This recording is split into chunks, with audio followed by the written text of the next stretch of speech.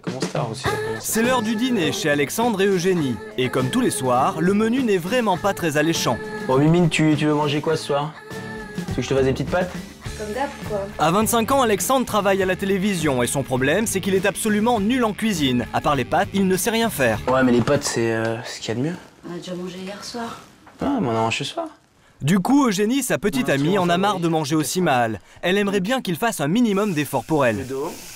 Toujours pareil, c'est quasiment tout le temps moi qui fais à manger. Et quand il en fait, ben, c'est pâtes avec du steak ou du steak avec du riz. Pour casser la routine en cuisine, Eugénie aimerait bien qu'Alexandre la surprenne avec un bon petit plat. Ça me ferait plaisir que de temps en temps, elle fasse un petit peu quelque chose. Ils prennent le temps pas de trouver une recette simple, mais qui change des pâtes et des steaks à faire, quoi.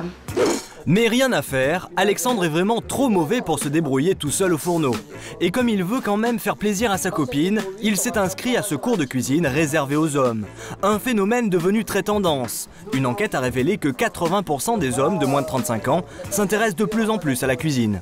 Bon, on va faire un risotto, voilà. Ça va être très facile, très simple. Allez Alexandre, fais-nous rêver un peu. Et regardez, Alexandre est tellement perdu en cuisine que même casser des œufs, pour lui, c'est mission impossible. Au final, il sait très bien qu'il n'arrivera pas à reproduire cette recette de risotto à la maison. Et en plus, sa copine n'y croirait même pas.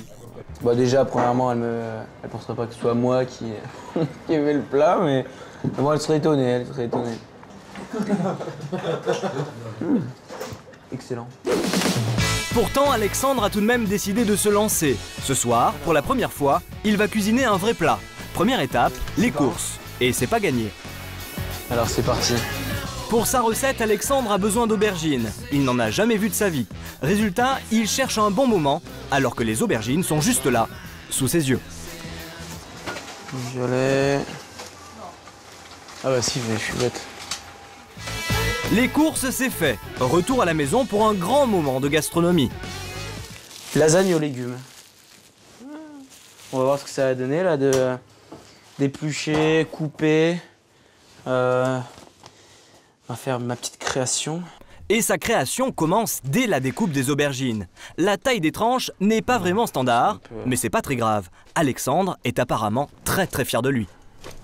Je pense que voilà, c'est les premiers pas dans la recette là, qui vont faire de moi un futur grand chef. Mais avant de devenir un grand chef, il faut apprendre les bases. Et là, manifestement, il y a encore du travail. Couper les courgettes en rondelles. Courgettes que je n'ai pas achetées. J'en avais déjà là. Vous ne rêvez pas, Alexandre confond ses endives avec des courgettes. Et il ne fait même pas ça pour rire.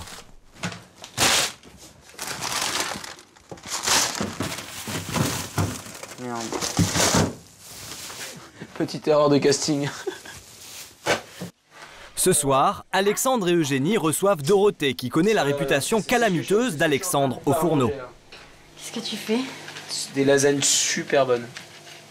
Bon, ça ressemble à des lasagnes en tout cas. Voilà, ça va ressembler à ça.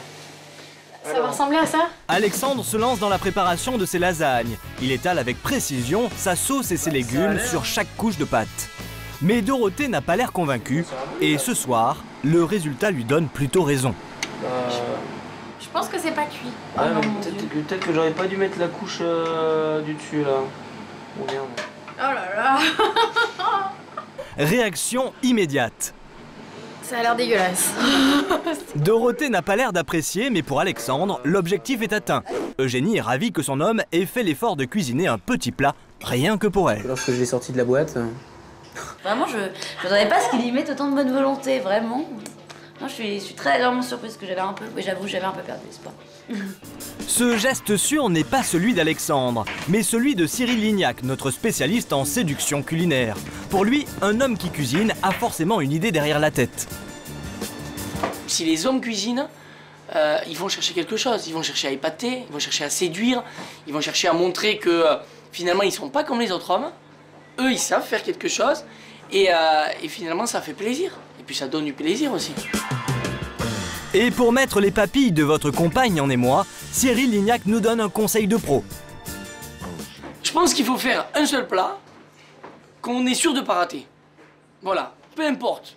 une ratatouille avec un poisson cuit au four, peu importe, tout ce qu'on peut faire qui ne peut pas, finalement, qu'on ne va pas rater. Et les personnes vont se régaler. Dorian, 47 ans, lui, a compris que la séduction passe par les petits plats. Et pour faire fondre son épouse, il n'hésite pas à sortir des sentiers battus. Exemple dans cette grande épicerie indienne de Paris. De temps en temps, je prends un truc, je sais pas bien ce que c'est, je goûte et puis bon, ça marche pas. Aujourd'hui, tiens, on va essayer ça. Je sais pas du tout ce que c'est. Toujours en quête de douceur et de romantisme, Dorian nous présente son élixir d'amour préféré. Le sirop à l'eau de rose, au goût doux et sucré. Le sirop de rose, c'est l'indispensable pour les petits desserts et les petites boissons.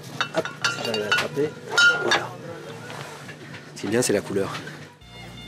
Mais pour séduire en cuisine, Dorian mise aussi sur des valeurs sûres comme le chocolat. Pour lui, c'est l'ingrédient qui marche à tous les coups grâce à ses vertus supposées aphrodisiaques. Vous approchez de l'oreille de quelqu'un, vous lui faites chocolat. Et après, vous essayez tout ce que vous voulez. Côte de porc, riz, haricots verts, même des trucs plus sexy, tequila. Et vous allez voir, ça fait jamais le même effet. Dorian a maintenant tout ce qu'il lui faut pour créer un plat qui saura ravir sa femme. On va commencer par le petit dessert. Ce qu'il prépare là, c'est une pavlova, une sorte de meringue très fondante. Ce choix n'a rien d'un hasard. Dorian a décidé de frapper fort, car la pavlova, c'est le dessert préféré de sa femme. Qu'est-ce que tu fais? Pavlova. Aujourd'hui. Pavlova? Ouais. Elle est là. Pour moi? Non, c'est pour moi. Que pour moi. J'adore. Elle Fais est voir. là. Elle est juste là. Et aujourd'hui, c'est une nouvelle elle est version. magnifique. C'est version chocolat. Marie est conquise, mais se faire dorloter, ça n'a pas que des avantages. Ça me plaît énormément. Ça me fait prendre quelques kilos, mais ça me plaît énormément. Pour reconquérir sa femme tous les jours, Dorian a son petit secret, la surprendre régulièrement avec un nouveau plat. Je pense qu'il faut toujours surprendre. Parce que sinon, s'il n'y a pas de surprise, il n'y a pas de plaisir non plus, je trouve. Pari gagné, comme à tous les coups, Marie succombe devant les prouesses culinaires de Dorian. Mais je craque à chaque fois. Alors, si vous aussi vous voulez faire fondre le cœur de ces dames, vous savez ce qu'il vous reste à faire. I love you, baby.